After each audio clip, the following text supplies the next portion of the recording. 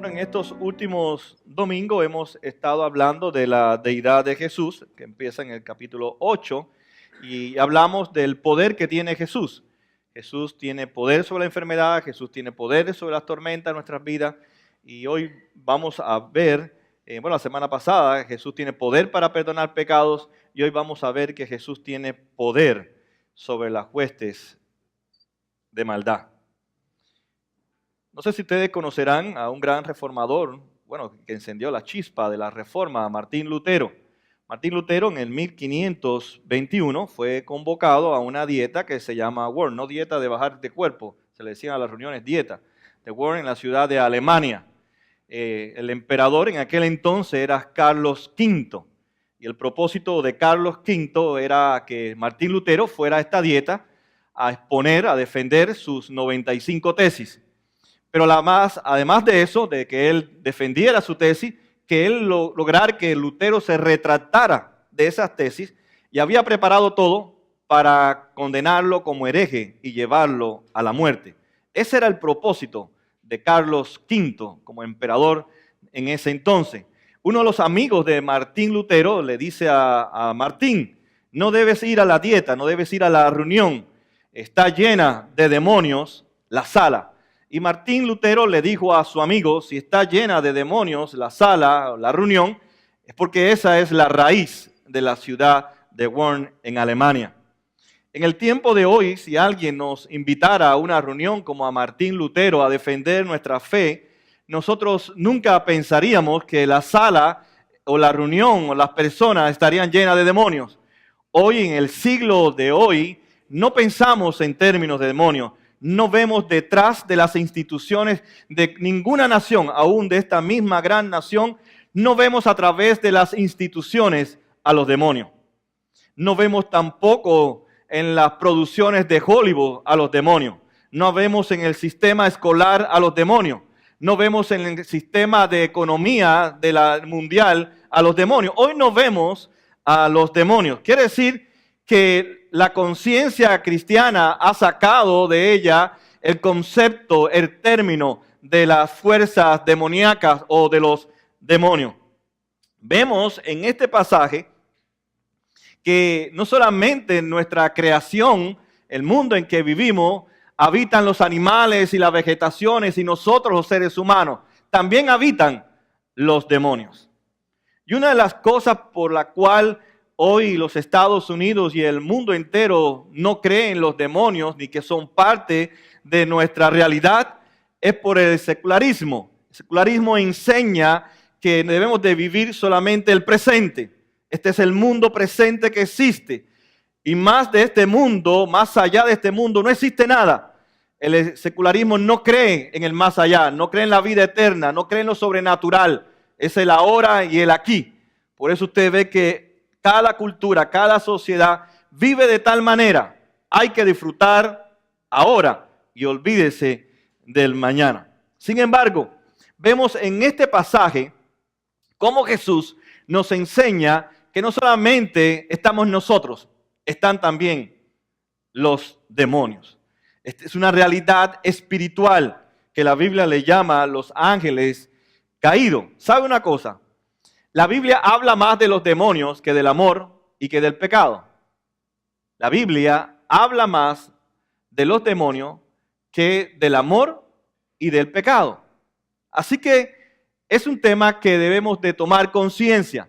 El apóstol Pablo, escribiéndole a una de sus iglesias, a la iglesia de Éfeso, en el capítulo 6, le dice a la iglesia: fortalezcanse en el poder del Señor. Dice: fortalezcanse en el poder del Señor. Ahora, ¿por qué Pablo manda a que se fortalezcan? Porque hay una guerra espiritual. Y después, seguidamente, le dice: ¿cómo se pueden fortalecer en el poder del Señor? Bueno, ahora pónganse toda la armadura de Dios para que puedan resistir el día malo. Por tanto, la Biblia nos manda a nosotros a resistir los demonios. Pero para poder permanecer delante de ellos frente a sus ataques, tenemos que ponernos toda la armadura de Dios, que es la fortaleza que viene del poder de Dios. Para poder salir victorioso entonces de esta guerra, dice el apóstol Pablo, tenemos que estar todos los días, cada momento de nuestras vidas, vestidos con la armadura de Dios. Por tanto, es una guerra que es real. Y la Biblia lo enseña y Pablo se lo enseña a la iglesia de Éfeso. Yo sé que muchas personas no ven a los demonios detrás de ninguna institución en esta nación. Es muy difícil. Hoy la mentalidad es diferente, como Martín Lutero, como la época de la Reforma, siglo XVI, XVIII, hasta el XIX, que sabían de la existencia de los demonios, y no es que veían demonios en todas partes, pero sí veían las influencias de los demonios en las instituciones, como en el emperador. Como es decir, usted no ve a Obama detrás de él, ni la Cámara Baja, ni la Cámara Alta, ni del Senado, ni nuestros diputados, concejales, ni nuestra policía, ni nuestro gobernador. Usted no ve detrás de ellos los demonios. Usted no lo ve. Y yo diría porque usted tampoco cree que existen los demonios. Pero detrás de ellos están ellos. Y se mueven a través de ellos y influyen en la vida de ellos. Y este pasaje, Jesús lo coge, lo toma, llegando a esta ciudad para darnos esta tremenda enseñanza de la influencia de los demonios en la vida del ser humano. Y tal es la influencia que Jesús nos presenta en este pasaje, que cuando Satanás influye sobre nuestra vida, cambia totalmente nuestra personalidad. Por eso estos dos endemoniados tienen una personalidad que no es común, que no es corriente. Y el énfasis está en mostrarnos que las influencias de estas fuerzas espirituales cambian drásticamente nuestra personalidad. Tal vez no llegamos al punto de vivir en el Memoria que está aquí frente al aeropuerto, ¿verdad? Entre el cementerio, tal vez no andamos sin ropa, tal vez no somos personas violentas, pero no cabe duda que cuando somos poseídos o somos controlados por estas fuerzas demoníacas, cambia nuestra personalidad. Todos hemos escuchado casos de crimen apasionado, ¿se acuerdan? Dice, lo hice bajo una pasión, la maté, le di un disparo, le metí un puñal, fue porque estaba bajo la ira de que le había acostado con un hombre o lo había acostado con una mujer, lo que sea. Usted responde bajo el control, bajo la influencia. Y usted dice, si me hubiera detenido un momento, no hubiera hecho lo que hice. ¿No es así? ¿Cómo cambió la personalidad? Una persona que tal vez era pasiva, una persona que no era violenta, en cuestiones de minutos, ¿cómo se vuelve? Cambia su personalidad. Totalmente cambia. A veces usted es una persona que está muy tranquila y de pronto se violenta sin saber por qué se ha violentado con la otra persona y cambia su personalidad. Eso es lo que Jesús nos enseña en este pasaje. Cuando somos controlados, cuando somos influenciados, cambia nuestra personalidad. Jesús, en el capítulo 4 de este mismo libro de Evangelio, nos habla de la tentación de Jesús. 3 veces fue tentado por Satanás. Y lo interesante es que termina este pasaje diciendo que Jesús resiste la tentación de Satanás. Por tanto, tenemos a un Jesús que resiste la tentación, y ahora en el capítulo 8, del 28 al 34, nos muestra a un Jesús que no solamente resiste las tentaciones de Satanás, sino que frustra, destruye los planes de Satanás. Y eso es lo que indica en este pasaje de que Él tiene poder sobre Satanás. En la primera carta de Juan, en el capítulo 3, 8, dice el apóstol Juan, el que practica el pecado es del diablo, porque el diablo ha estado pecando desde el principio. El Hijo de Dios fue enviado precisamente para destruir las obras del enemigo o del diablo. Así que uno de los propósitos de Jesús es destruir las obras del diablo. Y este pasaje es un pasaje que enseña claramente Juan 1, 3 y 8, cómo Jesús destruye, frustra los planes de Satanás sobre su creación. Porque Cristo vino para retomar para sí su universo y al ser humano, a su creación, para redimirlo y para que fuera su creación y fuera su pueblo. Por eso Dios vino en Cristo Jesús a tomar un pueblo para sí a través de su muerte y resurrección, que es el evento que pone punto final bíblicamente y públicamente de la derrota de Satanás y su demonio sobre su pueblo. Así que también Lucas nos habla que el reino de Dios se establece cuando vemos que Jesús expulsa demonios. Así que la expulsión de un demonio en la Biblia, en el Nuevo Testamento, es un indicio de la derrota de Satanás sobre el ser humano que le pertenece a él. Lucas 11:20 dice, pero si expulso a los demonios con el poder de Dios, eso significa que ha llegado el reino de ustedes, ha llegado el reino a la vida de ustedes. Por tanto, al expulsar estos demonios, que eran legiones que poseían a estos dos hombres, está indicando Mateo que estaba tomando posición el reino de Dios en la vida de estas dos personas. Interesante cuando Jesús habla en el versículo 28, que dice que después que llegó a aquella región, se encontró con dos endemoniados. En el griego, la palabra que usa es demonizado. Demonizado significa ser controlado por los demonios. Así que cuando estos hombres vinieron, no es que estaban en una posesión como muchos se imaginan en el tiempo de hoy. Estos hombres estaban totalmente controlados por los demonios. Por tanto, ellos hacían lo que los demonios le decían que debían de hacer. Actuaban de acuerdo a como los demonios le decían que debían de actuar. Estaban controlados, así dice el griego. Y este realmente es un pensamiento muy interesante. Muchas veces no podemos buscar posesiones en que una persona está poseída, que se le metió el diablo, sino que está bajo el control, bajo la influencia. Y por eso su personalidad ha cambiado. Tiene aptitudes, pensamiento que corresponde a esa influencia demoníaca. Satanás hace muchas cosas, pero solamente quiero traer dos que nos interesan en el pasaje. Primero, Satanás es el que nos tienta. Él es que es nuestro tentador. Ahora, cuando la Biblia habla de tentar, es que Satanás trata de influenciar en mis pensamientos para que yo desvíe mis pensamientos hacia una dirección que va contraria a Dios. Cuando yo soy tentado, Satanás lo que ha hecho es desviar mi atención hacia algo que es opuesto a Dios. Pero a la misma vez, Satanás actúa en mi mente, o sea, en lo mental. Cuando yo desvío mis pensamientos a lo que Dios no le agrada, es obvio, es lógico que yo voy a entrar en las doctrinas erróneas y voy a llegar al acto de la idolatría y voy a caer en el error de las falsas religiones.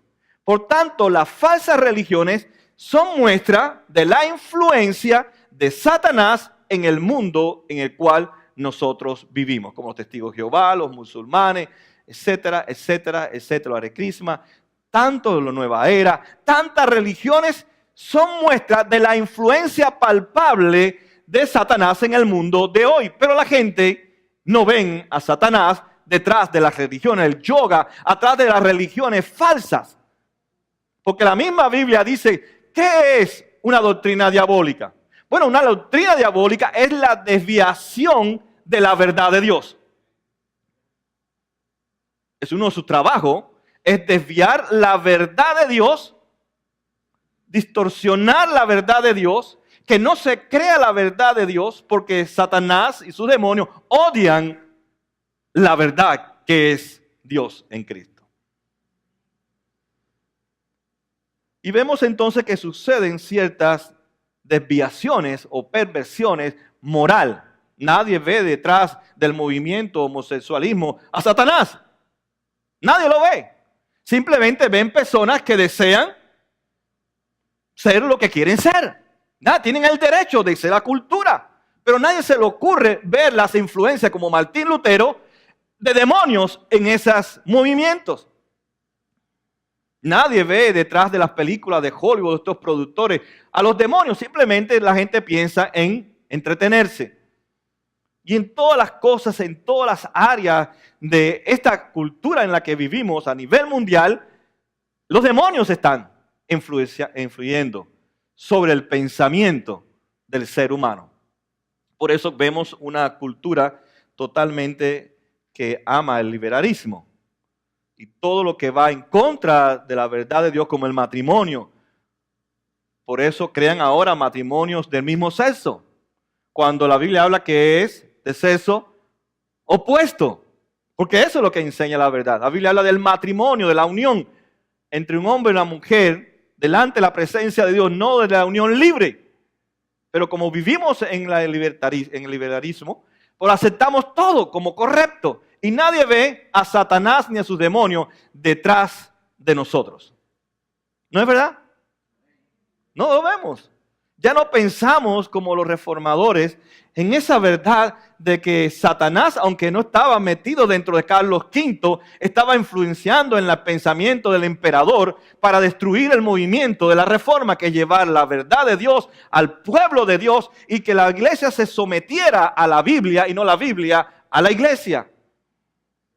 Y era un personaje, estaba leyendo, que era muy amable el emperador, muy diplomático, por eso era emperador. Y nadie se podía imaginar la maldad que había en el corazón del emperador Carlos V y de todos los que estaban en esta dieta de Worms. Pero Jesús ve que estos hombres estaban controlados por los demonios y su personalidad había sido una personalidad miserable. Porque eso es lo que hace Satanás, hacer nuestra vida miserable. El pecado nos hace llevar una vida miserable. Por eso pones ejemplos hiperbólicos, si podemos decirlo, que eran realistas, pero exagera. Busca un ejemplo para que podamos darnos cuenta que no solamente porque tú no estés desnudo, no solamente porque tú no estés durmiendo en los sepulcros, no solamente porque tú no seas violento, no quiere decir que no estás bajo la influencia y el control de Satanás. Porque hay gente en la cámara alta, en la cámara baja, en los lugares de autoridad en esta nación y están controlados por Satanás. Y viven tal vez en Cocoplón, en Coragueo, y andan con guardaespaldas y en tremendos autos.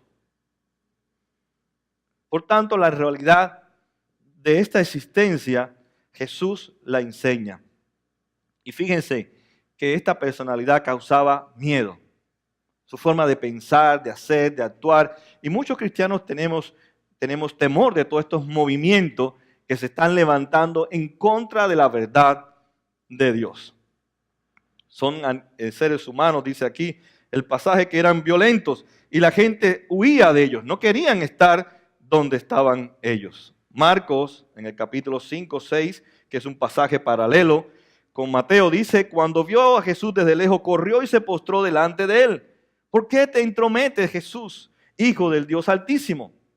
En otras palabras, les estaban diciendo los demonios a Jesús: ¿qué haces tú aquí si tú no tienes parte con nosotros? Tú no tienes nada en comunión con nosotros. Nos molesta tu presencia. No queremos sentirnos delante de ti. Nos molesta, nos sentimos incómodos contigo, Jesús. No es todavía tu tiempo, dice. Ellos no se parecen a ti, Jesús. Ellos no son como tú. Incluso ellos no hacen lo que tú quieres que ellos hagan. Que amen a Dios. ¿Qué haces entrometiéndote en nuestras obras, en nuestro trabajo, para que ellos no te busquen, para que ellos no sean lo que tú quieres, para que ellos pierdan el sentido por lo cual tú lo creaste, que era para que te adoraran y te sirvieran? Porque ellos no estaban sirviendo a Dios, habían perdido el sentido de su vida, no el propósito, sino el sentido de su vida. Pero fíjense que ellos dicen algo que debemos de captar en el pasaje. Ellos dicen: nosotros sabemos quién tú eres. Ellos dicen: yo sé. Los demonios sabemos quién tú eres. Tú eres Jesús, el Salvador, significa. Tú eres el Hijo del Dios Altísimo. Si le hubiéramos hecho un examen de teología a estos demonios, sacan A+. Salen aprobados. Le damos a nuestras credenciales para ser pastor ordenado de la iglesia X. ¿Sacan el examen o no? Dicen: sabemos quién tú eres el Hijo del Dios Altísimo. Ellos conocían la verdad, pero ellos odiaban la verdad. Cuando uno lee el Antiguo Testamento y el Nuevo Testamento, principalmente el Nuevo Testamento, sabe que uno puede percatarse de algo, que los primeros que declararon la deidad de Jesús no fueron seres humanos, no fueron los discípulos. Es increíble, ¿no? Hay detallitos en la Biblia que muchos se nos escapan y no pueden escapársenos. Los primeros que declararon la deidad de Jesús fueron los demonios. ¿Qué les parece? Así que los demonios saben más teología que usted y que yo. Saben más Biblia que usted y que yo. Ellos saben más que usted y más que yo. Ellos sí conocen la verdad de Dios más que nosotros, sus hijos. Los hijos de Dios. Fueron los primeros que declararon que Jesús es Dios. No fueron los discípulos, no fue los seres humanos, fue las huestes de maldad. Y eso es un detalle que no podemos olvidarnos. Quiere decir que ellos conocen bien las Escrituras, ellos conocen bien quién es Él es el Santo de Israel, pero tenían otra realidad. ¿Qué podían hacer ellos frente al poder de Jesús? Nada. Pero Mateo trae otro detalle importante. Nosotros los seres humanos nos damos alarde de que somos muy inteligentes. ¿No es así? Nos llenamos de orgullo. Mira, hemos creado el iPhone 1, 2, 3, vamos por el 6 Plus. Mira cómo conectamos al mundo entero. Podemos hacer trasplantes de corazón, de hígado, de cuántas cosas. Nos llenamos de orgullo de que somos súper inteligentes. Hemos creado aviones, buques inmensos. Sin embargo, ellos son más inteligentes que nosotros. Son más inteligentes. Fíjense cómo ellos muestran su inteligencia. Le dicen, Jesús, yo no puedo hacer nada frente a tu poder, pero concédenos. Comienzan a hacer un negocio con Jesús. Concédenos, Jesús. Son tan astutos, son inteligentes. Concédenos, Jesús. Está bien, vamos a salir de estos dos hombres, pero concédenos un nuevo lugar. Porque nosotros queremos tener un lugar de influencia. Es cierto que estos dos hombres, tú los vas a redimir. No podemos cambiar. Tú has frustrado nuestros planes, has destruido nuestros planes y no podemos mantener más el control porque tú has decidido redimir a estos dos hombres. Pero danos un nuevo lugar. Queremos seguir influenciando. Y dice que ahí pasaban unos cerdos, una manada de cerdos. Y Jesús le dice, vayan. Y dice que ellos entraron donde estaban los cerdos y ellos se precipitaron y murieron todos en el agua. Yo me pregunto, o me preguntaba, en este siglo, ¿ellos le harían la misma pregunta a Jesús? Jesús, danos un nuevo lugar. Yo creo que ni los demonios en el tiempo de hoy se preocupan por hacer esa pregunta. Porque ellos nos ven a nosotros en el liberalismo y en el secularismo y en el materialismo, que ellos ni se preocupan. Es que ellos se dirían, ellos son parte de nuestra realidad. No me preocupa que hagan estos movimientos, porque es que el mundo te ha odiado a ti, Jesús, te ha vuelto a las espaldas y nosotros somos los que influenciamos en el mundo. Hoy en este siglo, esta legión de demonios no se le hubiera ocurrido a Jesús que lo dejara salir. Porque ellos dicen, si nosotros vivimos en ellos, nosotros estamos en el presidente, en las grandes instituciones, en las grandes empresas bancarias, estamos nosotros. Por eso Jesús dijo que Él es el príncipe de este mundo. En el sentido de que Él señorea, Él influye en la vida de la gente. En este siglo, yo estoy seguro que si Dios le hubiera dado el chance a estas 12 legiones de ángeles, de demonios, en venir aquí a Hialeah, aquí a Miami, al sur de la Florida, y le dice, no, Señor, no tengo que salir, si yo estoy happy, yo estoy feliz con ellos, ellos están felicísimos conmigo. Por eso yo no dejo que se abran iglesias, pero sí que abran gogó, bares, abran discotecas. ¿Cómo se llama ese que las muchachitas salen que está por la 27 y el Ajo? ¿Cómo se llama? En la 27, la University y la Fremont Pine. ¿Cómo? El Jures. Ah, si yo hablo Jures por Tonga. Licorería por Tonga. Cantidades de anuncios pongo. Budweiser, Mille, Corona, Presidente. Eso es lo que yo vendo en el mundo entero. Las muchachitas jovencitas andan todas desnudas en el mundo entero como los 2 endemoniados. Sus padres no les interesan a sus hijos y sus hijos no les interesan a los padres. El mundo vive como quieren vivir y nosotros les ayudamos a ellos a vivir. Así que en estos momentos Satanás no está preocupado, ni le hubiera hecho una pregunta, sácanos y mételos en una manada, porque él vive en medio del ser humano.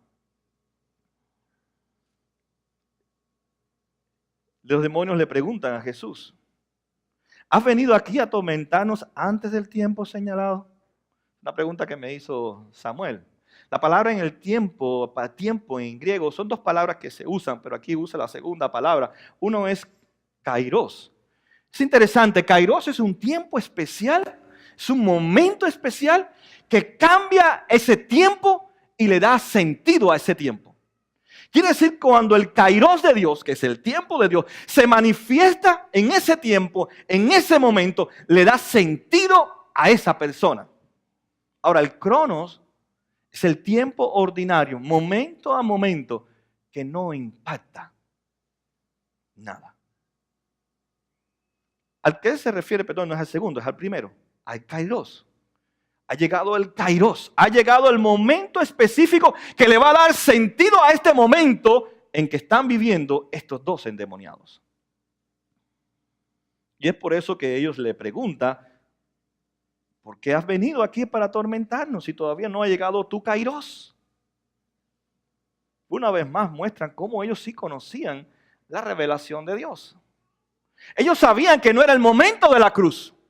Ellos sabían que Jesús sabía que todavía tenía que pasar casi 1 año para llegar al evento de la cruz y destruirlos a ellos y enviarlos al eterno tormento de Dios. ¿Saben la Biblia o no saben la Biblia? Le digo, Jesús, tú tienes el poder, tú puedes destruirnos, pero es la cruz.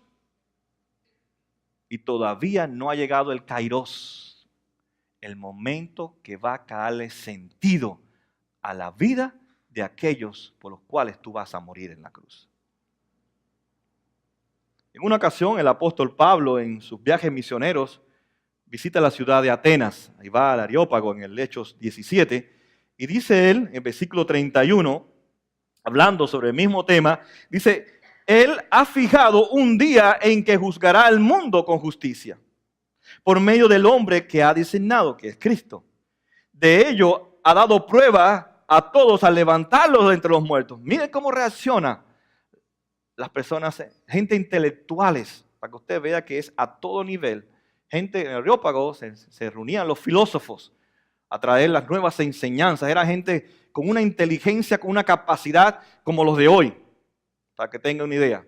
Y fíjense cómo ellos reaccionaron. Dice, cuando oyeron de la resurrección, unos se burlaron y otros le dijeron, queremos que usted nos hable en otra ocasión sobre ese tema.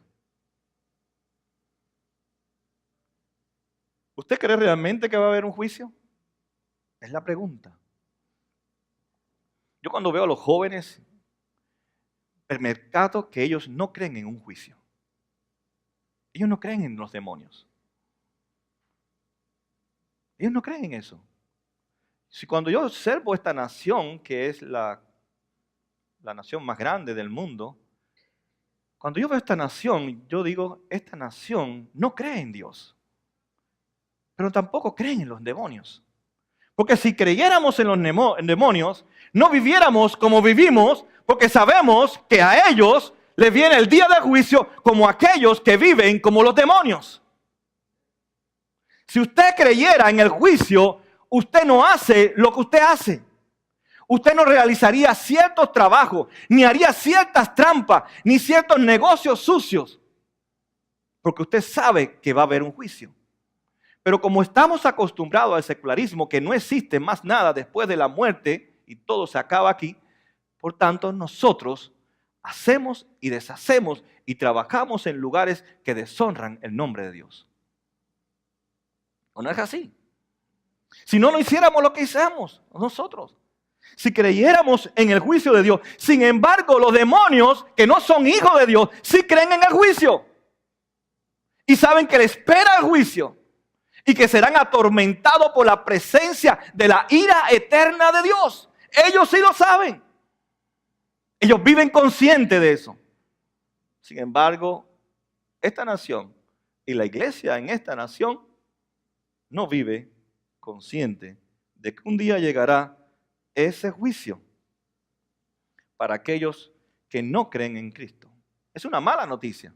Pero está la buena noticia de aquellos que hemos creído en Cristo, que Cristo es nuestro eterno Redentor y que Él es nuestro defensor delante del trono de nuestro juez eterno.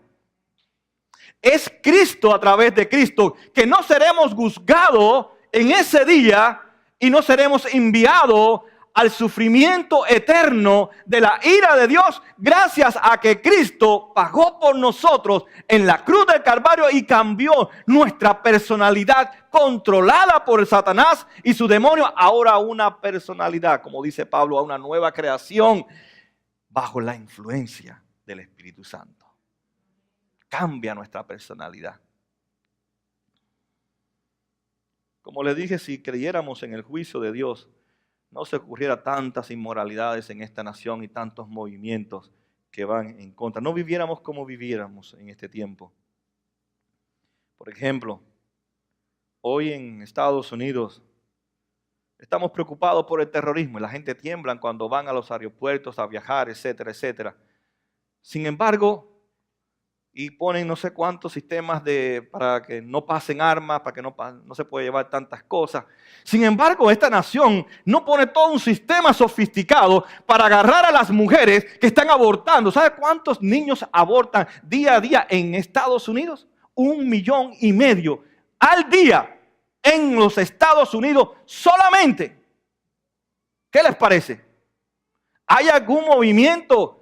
¿Hay algo que el Senado, el Congreso, el presidente, más bien el presidente está a favor del derecho de la mujer a abortar, a quitarle la vida lo que hay dentro de su vientre? ¿Estamos poseídos o no estamos bajo el control? Si no nos matáramos 1,5 millones diario en los Estados Unidos, mujeres que tienen vida con otros hombres fuera del matrimonio y en concubinato porque tienen temor a terminar en una separación. Hoy estamos preocupados porque matan 2,000 soldados en la guerra, pero ¿cuántos no matan al mundo, en el mundo entero, a través del aborto? ¿Cuántas familias no se están destruyendo a través del movimiento de la liberación sexual? Y nadie protesta. Estamos como acostumbrados a estas noticias por eso mismo, porque no tenemos conciencia de que detrás de esos movimientos, aún del ejército de los Estados Unidos y de todo lo que nosotros vemos, están las influencias de Satanás sobre sus vidas. Porque no se defiende la verdad de Dios, sino se va en contra de la verdad de Dios.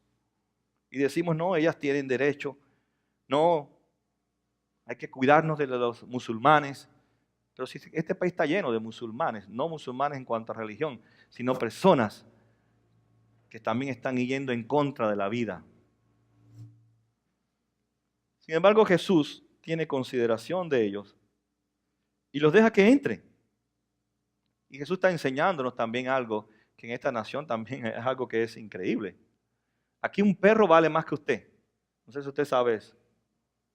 Un animal, por eso hay una gran industria de los animales. Una vez mi esposa tenía una compañera que no tenía hijos. ¿Usted se cree que a esa mujer se le ocurrió con su esposo adoptar un niño? Adoptó 30 y pico de gatos. Usted sabe que 30 y pico de gatos es más importante que darle la vida, darle un hogar a millones de niños en el mundo entero que no tienen hogares, que fueron dejados por gente irresponsables. Es más importante entonces en nuestra cultura un animal que un ser humano. Y Jesús le dice, yo creé a los animales para el ser humano. No el ser humano para los animales. Es más importante para Jesús estos dos hombres que esa manada de cerdos. De todas maneras, es su creación. Son suyos.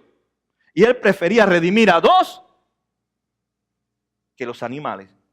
Pero hoy nosotros preferimos darle de comer a un animal que darle de comer a un niño. Darle un hogar a un niño o una niña que adoptar, hice ahí a las 74 y el Palmetto y adoptar un montón de animales. ¿Ve cómo nuestra cultura está bajo la influencia de los demonios? Pero no nos vemos. Hay que cuidar los animales. Pero es más importante un animal que un ser humano. Para Dios, más importante es un ser humano. Él vino para redimir a los animales, a su mascota, a su perro, a su lagartija, a su serpiente, a su elefante, a su tigre. Él vino a redimirnos a nosotros, al ser humano. Él murió en la cruz no por ningún animal. Él murió por el ser humano, por su pueblo, por usted. Y cuando nosotros vemos esos disparates dentro de los mismos cristianos, que son más importantes para los cristianos sus mascotas que cualquier otra persona, es una doctrina demoníaca. Lo que más importante es el ser humano. Dios vino para morir por ellos en la cruz del Calvario. Por eso Jesús le dijo, yo prefiero redimir a estos dos miserables que conservar esta manada de cerdos. Váyanse, le dijo Jesús. Dice que salieron los hombres y entraron los cerdos y toda la manada se precipitó al lago por el despeñadero y murieron en el agua. Y termina Mateo hablándonos de la reacción, cómo reaccionaron los cuidadores de cerdos. Dice que los que cuidaban los cerdos fueron al pueblo, dieron aviso y le dijeron lo que había sucedido. O sea que había redimido a estos dos hombres, habían perdido su manada. Y dice que salieron al encuentro con Jesús y le suplicaron. Dijeron, por favor, aléjate de nuestra región, aléjate de nuestro país. No queremos que tú estés con nosotros. Yo pienso por dos cosas. Pensando en el tiempo de hoy. Y por el tiempo de la historia de la iglesia. La iglesia no es aceptada, no es vista, porque afecta la economía. No se sabía de eso. Estos hombres no estaban preocupados por los dos endemoniados, sino por la economía de los cerdos. Habían perdido su economía. Hoy Estados Unidos no quiere que se abran iglesias, por ejemplo en Miami Lake, porque la iglesia saca a los borrachos, a las prostitutas, a los que andan una vida desorganizada y aún una vida organizada de su mundo contaminado por el pecado. Porque les molesta, destruye la economía del alcohol, de la droga, de la pornografía, de la inmoralidad. Destruye aún el sistema escolar. Por eso no dejan que se abran iglesias. Y nos ponen un libro así de requisitos y para un prostíbulo, 3 páginas. Así me dijo a mí cuando yo fui a sacar la licencia a este lugar, el de zoning. Me dijo, te voy a enseñar el libro si quieres poner una licorería. Era más fino que esta Biblia. Me dijo, te voy a enseñar ahora el libro que tú tienes que brincar para poner tu iglesia. Era una cosa así. Pero hallé gracia delante de Dios y él me dijo, yo te voy a ayudar. No sé si era cristiano, tal vez no podía decir, yo te voy a ayudar. Porque yo sé que ustedes quieren ayudar a la gente. Yo sé que ustedes quieren ayudar a la gente. Hallé gracia delante de él. No sé si será cristiano o no será cristiano. Y por eso pudimos sacar nuestra licencia acá. ¿Se da cuenta que estamos influenciados por el demonio o no? Y por eso no se pueden abrir iglesias. Es muy difícil poder abrir iglesias. Porque va en contra de la economía, del alcohol, del entretenimiento. Porque enseña la verdad y saca a la gente de ese mundo vacío. A ser personas como los hombres después que fueron sacados los demonios. Se vistieron y ya caminaban entre la gente tranquilos, no eran violentos y ya tenían deseo de seguir a Jesús. Lo segundo que yo pienso que esta gente le dijeron a Jesús que se alejara es porque Jesús es santo, es el único que es santo y el hombre pecador repudia la santidad. Y ellos dijeron, realmente preferimos seguir viviendo como seguimos viviendo. No queremos que tú seas parte de nuestra vida. Podemos seguir viviendo sin ti. Tu santidad no nos interesa. Hoy es lo mismo. Hoy la gente no le interesa nada que tiene que ver con la santidad. Igual, nueva filosofía. Es tu vida, es tu cuerpo, tú haces lo que tú quieras.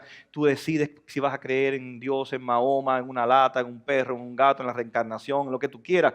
En el sol, en las fuerzas, en la energía. Lo que tú quieras, tú puedes creer.